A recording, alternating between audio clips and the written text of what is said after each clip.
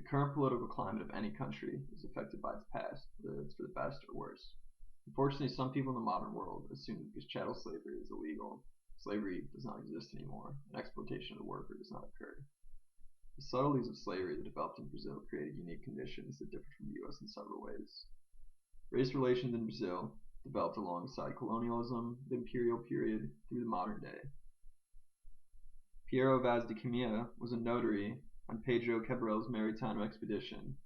He wrote of an account of the first interactions between Brazilian natives and the Portuguese. The actions of the natives, of course, were misinterpreted by the Portuguese, who assumed that this meant that the natives were open to the Catholic faith, and that the king should send missionaries to pursue their Christianization.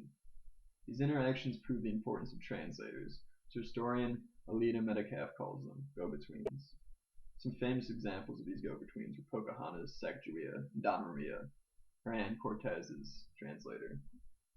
The Portuguese knew the value of go-betweens with their colonial experience on the west coast of Africa. These go-betweens, according to Metcalfe, fall into three categories: transactional, trade, representational, cultural, and physical, people. Most assume that Europeans always had an advantage in these interactions because of their superior technology. That is a misconception. When Cabral's expedition left Brazil, he left behind 2 degredos. While unclear whether these exact people that he left behind actually survived, as time went on, more degredos were left behind. May 1st, 1500. On Thursday morning, we set sail until we were half a league from shore. We could not interact with the natives and relied on hand motions and gifts. Their appearance is dark brown, reddish color, they have good well-made faces, and go naked. One of them began to point towards the land as if he wished to tell us that there was gold in the country. We took it in this sense because we preferred to. The Portuguese saw this as an opportunity to spread Christianity as well as get wealth from gold and spices. He brought a giant wooden cross and kneeled and kissed it, motioned for the natives to do the same. Of course they did the same, because they had no idea what was going on. The idea of leaving behind these criminal exiles was so that they could learn the language, and when the Portuguese would return, they could trade with the natives, and they began the upper hand. It was important to note that these go-betweens were individuals, and like individuals do in precarious situations, they looked for the most beneficial deal for their own situation. In a first-hand account of Hans Staden, we can truly see the value of translators and how dangerous these expeditions were. Hans was captured by a tribe that was enemies with another tribe the Portuguese had traded with in the past. He states, "As I entered the hut, females ran up to me and beat me with their fists, singing and dancing all around me." This was a ritual of sorts that the tribe performed before sacrificial cannibalism. This detail gives an insight into the culture of the natives, and that it was not a strictly patriarchal society that would develop in Brazil under the Portuguese. Hans eventually escaped, and of course he did because he wrote the account. The tribe's king and his family had become ill, most likely due to the Europeans bringing over diseases. The king was convinced that Hans' God was angry. He asked him to pray for forgiveness. After the king recovered, he gave up all thoughts about killing and eating me. Hans could be considered a go-between. Even though he wasn't a translator would have really helped in the situation. He brought his physical and his representational ideas to the new world. Transactional go-betweens would eventually start a lucrative trade in Brazil wood and then eventually in sugarcane and coffee. While the Portuguese used native labor for the Brazil wood trade, disease and the harsher conditions required for sugarcane growth eventually led the Portuguese to look elsewhere for their labor. Portuguese were already involved in the slave trade on West Africa, so it seemed like a logical step. First-hand accounts describe the brutality of slavery in Brazil. Muhammad Gardo Barqua, a former slave, wrote such an account. He describes his capture despite his high standing with the local king. A drum beating to a song had apparently been composed in honor of me, about a mile from my mother's house, where strong drink, bagi, was made. When I was quite intoxicated, they persuaded me to go visit a local king. In the morning, I found out I was a prisoner. We were thrust into the hold in a state of nudity.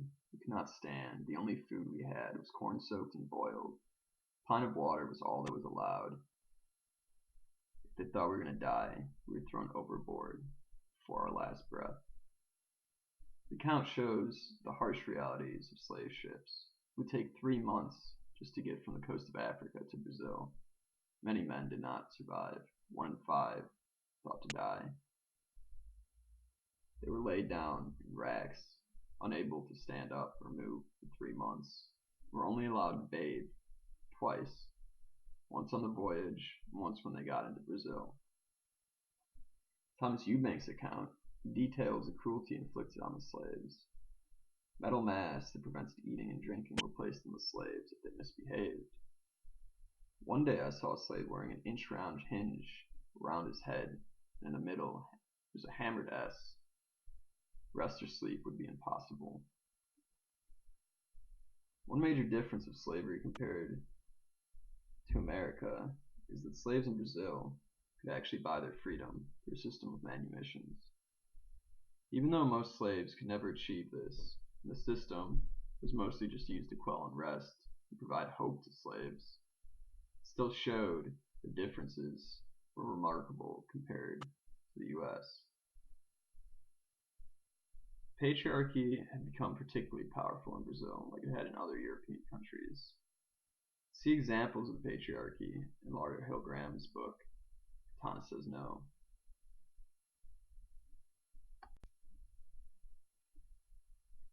Cayetena's story is remarkable. The soldier slave woman defying patriarchy with very low repercussions.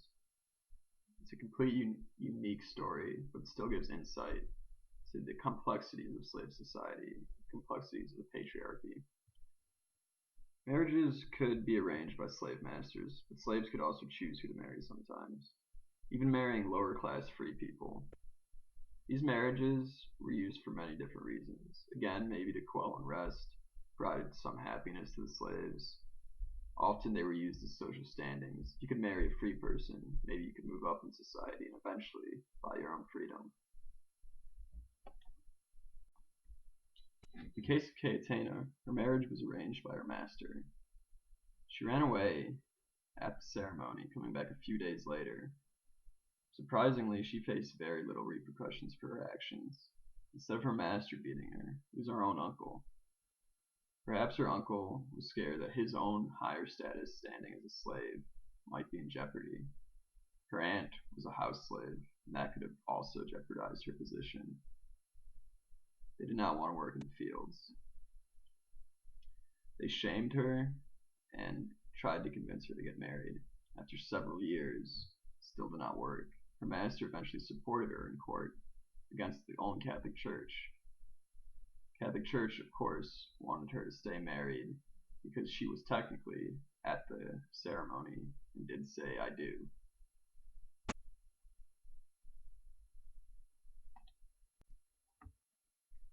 Her uncle beating her shows that the patriarchy was far-reaching, even into slave society itself.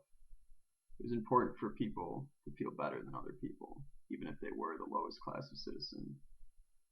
This is very much human nature. It can occur throughout all of history. Eventually, Cayetena's story kind of disappears. We don't really know what happened to her, so there's no real accounts, no death certificate. We believe that she eventually got the annulment and was able to remain a free woman. Why she wanted this is anyone's guess. Could have been because she loved someone else, or because she simply did not want to give her life up to someone that she didn't even know. Slavery was abolished in 1888, but like in the US, nothing was done to integrate the slaves. Laws regulating beggars were put into place. Any beggars in the city were required to be registered. There was also no dancing. Needless to say, many slaves ended up working in the same plantations that they were freed from. To the benefit of the plantation owners, because the free status could quell unrest, and if slaves were unhappy, they could leave and would be replaced by other workers relatively quickly. There was a push to bring in white immigrants as scientific racism an idea that was popular during this time, along with eugenics, tried to prove that whites were superior scientifically. The immigration program was implemented because of economic concerns of slave owners about maintaining the adequate levels of production after abolition. The history of slavery in Brazil is a long and complicated one. It sent waves into the modern day. You can see this take place in favelas, which developed as poor areas surrounded by cities that slaves and other poor people had no other choice but to live in. Today they are not defined by economic prosperity, but defined by their history in relation to the city, much like minorities in Brazil still carry the weight of slavery.